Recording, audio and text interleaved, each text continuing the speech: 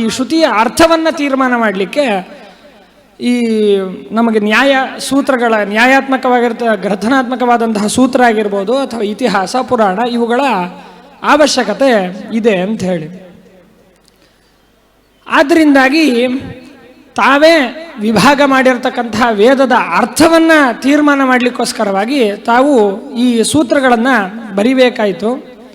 ಅದರಲ್ಲಿ ಮೊದಲನೇ ಸೂತ್ರ ಓಂ ಅಥಾತೋ ಬ್ರಹ್ಮ ಜಿಜ್ಞಾಸ ಓಂ ಅಂಥೇಳಿ, ಅಂದರೆ ಅಧಿಕಾರ ಪ್ರಾಪ್ತಿಯ ನಂತರಂ ಅತಃ ಮೋಕ್ಷರೂಪ ಪ್ರಯೋಜನ ಸದ್ಭಾವಾತ್ ಬ್ರಹ್ಮ ಜಿಜ್ಞಾಸ ಕರ್ತವ್ಯ, ಬ್ರಹ್ಮನ ಜಿಜ್ಞಾಸೆ ಮಾಡಬೇಕು ಅಂತ ಹೇಳಿ.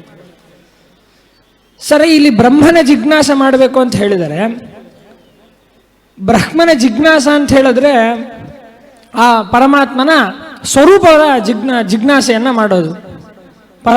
ಪರಮಾತ್ಮನ ಸ್ವರೂಪ ಅಂದರೆ ಏನು ಅಂತ ಹೇಳಿ.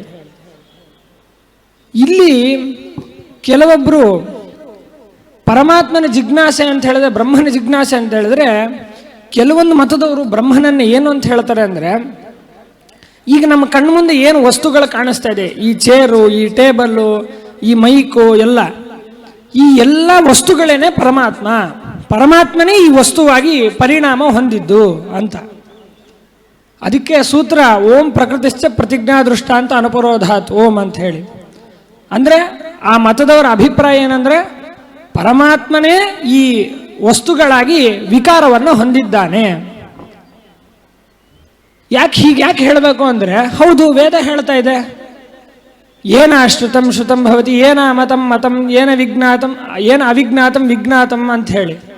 ಅಂದರೆ ಯಾವುದನ್ನ ತಿಳಿದ್ರೆ ಎಲ್ಲವೂ ಕೂಡ ತಿಳಿದಂಗಾಗತ್ತೋ, ಯಾವುದನ್ನ ಕೇಳಿದ್ರೆ ಎಲ್ಲವನ್ನೂ ಕೂಡ ಕೇಳ್ದಂಗಾಗತ್ತೋ ಅಂತ ಪರಮಾತ್ಮನ ವಿಷಯದಲ್ಲಿ ಹೇಳ್ತಾ ಇದೆ.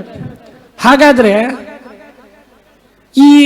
ಈಗ ನಾವು ಉದಾಹರಣೆಗೆ ಮಣ್ಣಿದೆ, ಮಣ್ಣಿಂದಾಗಿಯೇ ಮಡಿಕೆ ಆದದ್ದು. ಆದ್ರಿಂದಾಗಿ ನಾವು ಮಣ್ಣ ಬಗ್ಗೆ ತಿಳ್ಕೊಂಡ್ರೆ ಆ ಮಣ್ಣಿಂದನೇ ಮಡಿಕೆ ಆಗಿದ್ದಾದ್ರಿಂದಾಗಿ ಆ ಮಡಿಕೆ ಬಗ್ಗೆ ತಿಳ್ಕೊಂಡಂಗೆ ಆಗತ್ತೆ. ಅಂದರೆ ಮಣ್ಣಿನ ಗುಣ ಏನು ಸಾಧಾರಣ ಗುಣಗಳಿರುತ್ತೆ ಅದೇ ಮಡಿಕೆಯಲ್ಲಿ ಬಂದಿರೋದ್ರಿಂದಾಗಿ ಮಣ್ಣನ್ನು ತಿಳ್ಕೊಂಡಂಗೆ ಆಗತ್ತೆ ಅಂತ ಲೋಕದಲ್ಲಿ ನಾವು ವ್ಯವಹಾರ ಮಾಡ್ತೀವಿ. ಹಾಗೆ ಇಲ್ಲೂ ಕೂಡ ಬ್ರಹ್ಮನೇ ಈ ವಸ್ತುವಾಗಿ ಪರಿಣಾಮ ಹೊಂದಿದ್ದು, ಬ್ರಹ್ಮನೇ ಈ ಮೈಕ್ ಆಗಿದ್ದು, ಬ್ರಹ್ಮನೇ ಈ ಟೇಬಲ್ ಆಗಿದ್ದು. ಹಂಗೆ ಹೇಳಿದ್ರೆ ಮಾತ್ರ ಬ್ರಹ್ಮನನ್ನು ತಿಳ್ಕೊಂಡ್ರೆ ಈ ಮೈಕನ್ನು, ಈ ಟೇಬಲ್ನೆಲ್ಲ ತಿಳ್ಕೊಂಡಂಗಾಗತ್ತೆ. ಅದರಿಂದ ಈ ವೇದವನ್ನು ಅರ್ಥ ಮಾಡಬೇಕಾದ್ರೆ, ಅಂದರೆ ಏನಾಶ್ರುತಂ ಅನ್ನೋ ವೇದದ ಅರ್ಥವನ್ನು ಮಾಡಬೇಕಾದ್ರೆ ಬ್ರಹ್ಮನೇ ಈ ವಸ್ತುವಾಗಿ ಪರಿಣಾಮ ಹೊಂದಿದ್ದು ಅಂತ ಅರ್ಥವನ್ನು ಮಾಡಿದರೆ ಮಾತ್ರ ಈ ವೇದ ಏನು ಹೇಳ್ತಾ ಇದೆ, ಏನಾಶ್ರುತಂ ಶ್ರುತಂ ಭವತಿ, ಈ ವೇದಕ್ಕೆ ಸರಿಯಾದ ಅರ್ಥವನ್ನು ನಾವು ಕೂಡಿಸ್ಬೋದು ಅಂತ ಕೆಲವೊಬ್ಬರು ಹೇಳ್ತಾರೆ. ಹಾಗಾದ್ರೆ ಇವರ ಅಭಿಪ್ರಾಯ ಏನು, ಪರಮಾತ್ಮನೇ ಈ ವಸ್ತುಗಳಾಗಿ ಪರಿಣಾಮ ಹೊಂದಿದ್ದು, ಅಂದರೆ ಈ ಟೇಬಲ್ ಅಂದರೆ ಬೇರೆ ಏನಲ್ಲ, ಪರಮಾತ್ಮನೇ ಟೇಬಲ್ ಆಗಿದ್ದು ಅಂತ. ಈ ರೀತಿಯಾಗಿ ಪರಮಾತ್ಮನ ವಿಕಾರವೇನೇ ಈ ವಸ್ತುಗಳು ಅಂತ ಈ ಕೆಲವೊಬ್ಬರು ಮತದವರು ಹೇಳ್ತಾರೆ. ಆದರೆ ಅದನ್ನ ಆಚಾರ್ಯರು ಮೊದಲಿಗೆ ಇಲ್ಲ, ಈ ರೀತಿಯಾಗೆಲ್ಲ ಹೇಳಲಿಕ್ಕೆ ಬರೋಲ್ಲ. ಅದಕ್ಕೆ ಯಾಕೆ ಅಂತ ಹೇಳಿದ್ರೆ ಇನ್ನೊಂದು ವೇದ ಸಮಸ್ಯೆ ಇದೆ. ಈಗ ಈ ವೇದ ನೀವೇನು ಹೇಳಿದ್ರಿ, ಪರಮಾತ್ಮನೇ ಈ ವಸ್ತುವಾಗಿ ಪರಿಣಾಮ ಹೊಂದುತ್ತಾನೆ ಅಂತ ಹೇಳಿದ್ರಿ.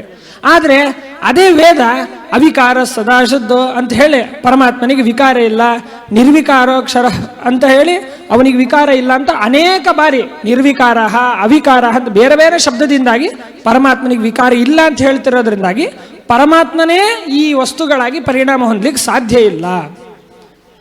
ಸರಿ, ವೇದದ ಪ್ರಮಾಣವನ್ನು ಕೊಟ್ಟು ನಿರಾಕರಣೆ ಮಾಡಿದ್ರು, ಆದರೂ ಅದಷ್ಟು ಮನಸ್ಸಿಗೆ ಹೋಗೋದಿಲ್ಲ. ಅದಕ್ಕೆ ಆಚಾರ್ಯ ಮತ್ತೆ ಹೇಳ್ತಾರೆ, ಬರೀ ವೇದ ಮಾತ್ರ ಅಲ್ಲ, ಇದಕ್ಕೆ ಲಾಜಿಕ್ಕನ್ನು ನಾವು ಯೂಸ್ ಮಾಡಿಬಿಟ್ಟು ಈ ನಿಮಗೆ ಬಂದಿರೋಂತಹ ಆಶಂಕೆ ನಾವು ಪರಿಹಾರ ಮಾಡ್ತೀವಿ. ನೀವೇನು ಹೇಳ್ತಾ ಇದ್ದೀರಿ, ಈಗ ಪರಮಾತ್ಮನೇ ವಸ್ತುವಾಗಿ ಪರಿಣಾಮ ಹೊಂದಿರೋದು ಅಂತಲ್ವಾ.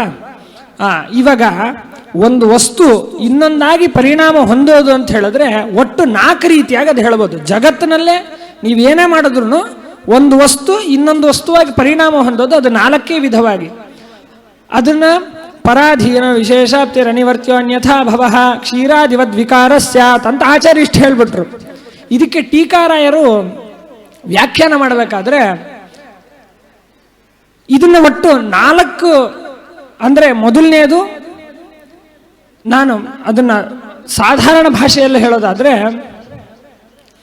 ಒಂದು ವಸ್ತು ಇನ್ನೊಂದು ವಸ್ತುವಾಗಿ ಪರಿಣಾಮ ಹೊಂದಬೇಕಾದ್ರೆ ಅಲ್ಲಿ ಧರ್ಮ ಮಾತ್ರ ವ್ಯತ್ಯಾಸ ಆಗುತ್ತೆ, ಅದರಲ್ಲಿರ್ತಕ್ಕಂತಹ ಕೆಲವೊಂದು ಗುಣಗಳು ಮಾತ್ರ ವ್ಯತ್ಯಾಸ ಆಗುತ್ತೆ, ಧರ್ಮಿ ಹಾಗೇ ಉಳಿಯುತ್ತೆ. ಇನ್ನೊಂದು ಥರ ಪರಿಣಾಮ ಅಂತ ಹೇಳಿದ್ರೆ ಇಡೀ ವಸ್ತುನೇ ವ್ಯತ್ಯಾಸ ಆಗುತ್ತೆ ಅಂತ ಹೇಳಿ. ಈಗ ದೃಷ್ಟಾಂತ ನೋಡೋಣ. ಮೊದಲನೇದು, ಈಗ ಕಾಯಿಯಾಗಿರ್ತಕ್ಕಂತಹದ್ದು, ಈಗ ಮಾವಿನಕಾಯಿ ಅಂತ ಇಟ್ಕೊಳ್ಳೋಣ.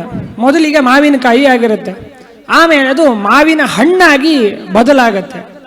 ಈಗ ಮಾವಿನಕಾಯಿ ಇದ್ದಾಗ ಅದಕ್ಕೆ ಹಸಿರು ಬಣ್ಣ ಇತ್ತು, ಅದೇ ಮಾವಿನ ಹಣ್ಣಾದಾಗ ಅದರಲ್ಲಿ ಹಳದಿ ಬಣ್ಣ ಬಂತು. ಈಗ ಮಾವಿನ ಕಾಯಿ ಹಣ್ಣಾದಾಗ ಅಲ್ಲಿ ವ್ಯತ್ಯಾಸ ಆಗಿದ್ದೇನು? ಬಣ್ಣ ಅಂದ್ರೆ ಗುಣ. ಹಸಿರು ಬಣ್ಣ ಇದ್ದಿದ್ದು ಹಳದಿ ಬಣ್ಣಕ್ಕೆ ಅದು ತಿರುಗಿತು. ಹಾಗಾದ್ರೆ ಅದರಲ್ಲಿರ್ತಕ್ಕಂತಹ ಗುಣ ಬದಲಾಯಿತು. ಅಲ್ಲ, ಇದು ಇಡೀ ವಸ್ತುನೇ ಬದಲಾಗ್ಲಿಲ್ವಾ? ಇಲ್ಲ, ಬದಲಾಗ್ಲಿಲ್ಲ. ಯಾಕೆ ಗೊತ್ತಾ? ನೀವು ಅದು ಹಸಿರಿದ್ದಾಗೂ ಅದನ್ನ ಮಾವಿನ ಕಾಯಿ ಅಂತಾನೆ ವ್ಯವಹಾರ ಮಾಡ್ತಾ ಇದ್ರಿ. ಹಾಗಾದ್ರೆ ಅದನ್ನು ಹಣ್ಣಾದ ಮೇಲೂ ಕೂಡ ಅದನ್ನು ಮಾವಿನ ಹಣ್ಣಂತಾನೆ ಹಂಗೆ ವ್ಯವಹಾರ ಮಾಡ್ತಿರೋದ್ರಿಂದಾಗಿ ಧರ್ಮಿ ಬದಲಾಗ್ಲಿಲ್ಲ, ಅದರಲ್ಲಿ ಧರ್ಮ ಮಾತ್ರ ಬದಲಾಗಿದ್ದು. ಆದರೆ ಇದರಲ್ಲಿ ಒಂದೇನಂದ್ರೆ ಇದು ಪರಾಧೀನ. ಅಂದ್ರೆ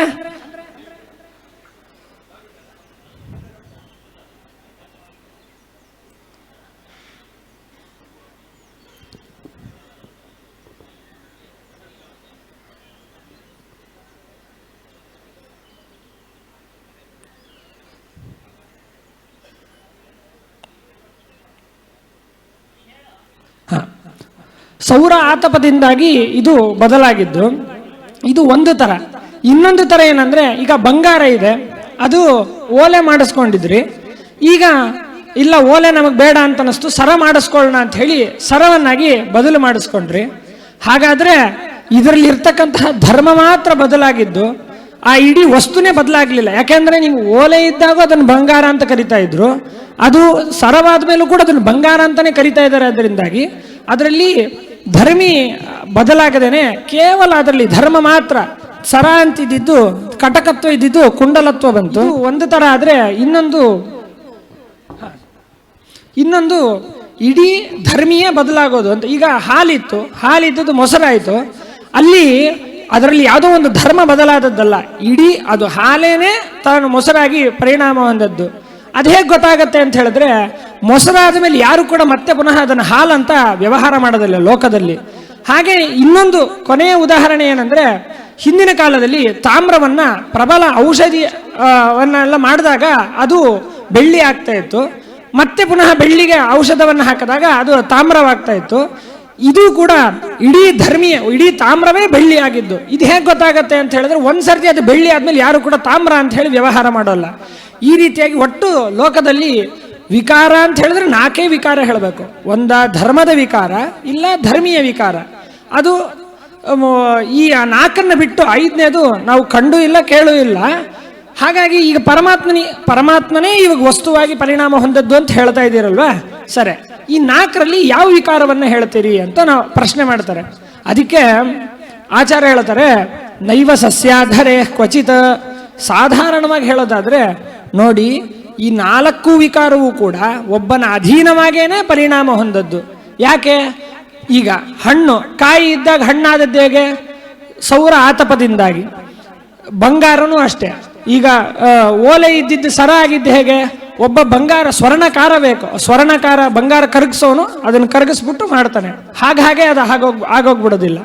ಆಯ್ತು. ಹಾಲು ಮೊಸರಾದದ್ದು ಹೇಗೆ? ಒಬ್ರು ಯಾರೋ ಹೆಪ್ಪಾಕಿದಕ್ಕೇನೆ ಅದು ಮೊಸರಾಗಿದ್ದು, ಇಲ್ಲ ಅಂದ್ರೆ ಹಾಗೆ ಹಾಲು ಹಾಳಾಗೋಗ್ತಾ ಇತ್ತು ಅಷ್ಟೇ, ಅದು ಮೊಸರೇನಾಗ್ತಾ ಇರಲಿಲ್ಲ. ಹಾಗಾದ್ರೆ ಅಲ್ಲಿ ಯಾರೋ ಒಬ್ರು ಹೆಪ್ಪಾಕ್ಬೇಕು. ಹಾಗೆ ಈಗ ತಾಮ್ರ ಬೆಳ್ಳಿ ಆದದ್ದು ಹೇಗೆ? ಯಾರೋ ಒಬ್ರು ಔಷಧ ಮಾಡ್ಬೇಕು, ಅದಕ್ಕೆ ಔಷಧ ಹಾಕಿದ್ರಿಂದಲೇ ಬೆಳ್ಳಿ ಆಗಿದ್ದು, ಸುಮ್ಮನೆ ತಾನು ಹಾಗಾಗಿ ಬೆಳ್ಳಿ ಆಗಿಲ್ಲ. ಹೀಗೆ ಒಟ್ಟು 4 ವಿಕಾರವೂ ಕೂಡ ಒಬ್ಬರ ಅಧೀನವಾಗೇನೆ, ಪರಾಧೀನವಾಗೇನೆ ಅದು ವಿಕಾರವನ್ನು ಹೊಂದೋದೇ ಹೊರತು ತಾನೇ ಹಾಗೆ ಆಗೋದಿಲ್ಲ. ಹಾಗಾದ್ರೆ ಪರಮಾತ್ಮನು ವಸ್ತುವಾಗಿ ವಿಕಾರ ಹೊಂದುತ್ತಾನೆ ಅಂತ ಹೇಳೋದಾದ್ರೆ ಅಲ್ಲಿ ಅದು ಪರಾಧೀನವಾಗಿ ಅವನು ಆಗ್ತಾನೆ ಅಂತ ಹೇಳಬೇಕು. ಅಲ್ಲಿ ಯಾರ ಅಧೀನವಾಗಿ ಅವನು ವಿಕಾರ ಹೊಂದುತ್ತಾನೆ ಅಂತ ಹೇಳ್ತೀರಿ? ಯಾರ ಅಧೀನವಾಗಿ ಹೇಳಲಿಕ್ಕೆ ಬರೋಲ್ಲ. ಯಾಕೆ? ನೈವ ಸಸ್ಯಾಧರೆ ಕ್ವಚಿತ್. ಪರಮಾತ್ಮನು ಒಬ್ಬರ ಅಧೀನ ಅನ್ನೋದನ್ನೇ ಹೇಳಲಿಕ್ಕೆ ಬರೋಲ್ಲ. ಆದ್ದರಿಂದಾಗಿ ಒಬ್ಬರ ಅಧೀನವಾಗಿ ಈ ವಸ್ತುವಾಗಿ ಅವನು ಪರಿಣಾಮ ಹೊಂದಿದ ಅಂತಲ್ಲಿ ಈ ರೀತಿಯಾಗಿ ಹೇಳಲಿಕ್ಕೆ ಬರೋಲ್ಲ. ಅದರಿಂದಾಗಿ ಮೊದಲನೇದು ಆಗಮದಿಂದಾಗಿ ಅದನ್ನು ಪರಿಹಾರ ಮಾಡಿದರು. ಅವನು ವಸ್ತುವಾಗಿ ಪರಿಣಾಮ ಹೊಂದೋಲ್ಲ. ಯಾಕೆ? ಅವಿಕಾರ ನಿರ್ವಿಕಾರ ಅಂತೇಳಿ ಅನೇಕ ಆಗಮಗಳಿದೆ ಅಂಥೇಳಿ ಆಗಮದಿಂದಾಗಿ ಅವರು ಉತ್ತರವನ್ನು ಕೊಟ್ಟರು. ಮತ್ತೆ ಬರೀ ಆಗಮ ಅಷ್ಟೇ ಅಲ್ಲ, ಹೊರತು ಈ ಅನುಮಾನದಿಂದಲೂ ಕೂಡ, ಅಂದರೆ ಯುಕ್ತಿಯಿಂದಲೂ ಕೂಡ ನಾವು ಇದಕ್ಕೆ ಉತ್ತರವನ್ನು ಕೊಡ್ಬೋದು ಅಂತ ಹೇಳಿ ಯುಕ್ತಿಯನ್ನು ಕೂಡ ಹೇಳಿ, ಅಂದರೆ ಈ ವಿಕಾರವು 4 ರೀತಿಯಾಗಿದೆ, 5ನೇ ರೀತಿಯಾಗಿ ಇಲ್ಲ.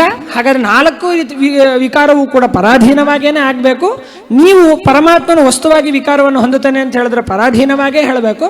ಹಾಗಾದರೆ ಪರಮಾತ್ಮನೇ ಯಾರೋ ಒಂದು ಅಧೀನ ಅಂತ ಒಪ್ಕೊಂಡಂಗೆ ಆಗೋಗ್ಬಿಡುತ್ತೆ. ಆದರೆ ಅದು ನೀವು ಕೂಡ ಒಪ್ಪಿಲ್ಲ, ಅದರಿಂದಾಗಿ ಪರಮಾತ್ಮನನ್ನ ಪರಾಧೀನ ಅಂತ ನೀವು ಹೇಳೋಲ್ಲ, ಅದರಿಂದಾಗಿ ಇವನು ವಿಕಾರವನ್ನು ಹೊಂದುತ್ತಾನೆ ಅಂತ ಹೇಳಲಿಕ್ಕೆ ಬರೋಲ್ಲ ಅಂತ ಹೇಳಿ ಯುಕ್ತಿಯಿಂದಲೂ ಕೂಡ ಉತ್ತರ ಕೊಡ್ಲಿಕ್ಕೆ ಬರ್ತದೆ ಅಂತ ಇದರಿಂದಾಗಿ ತಿಳಿಸಿದ್ರು.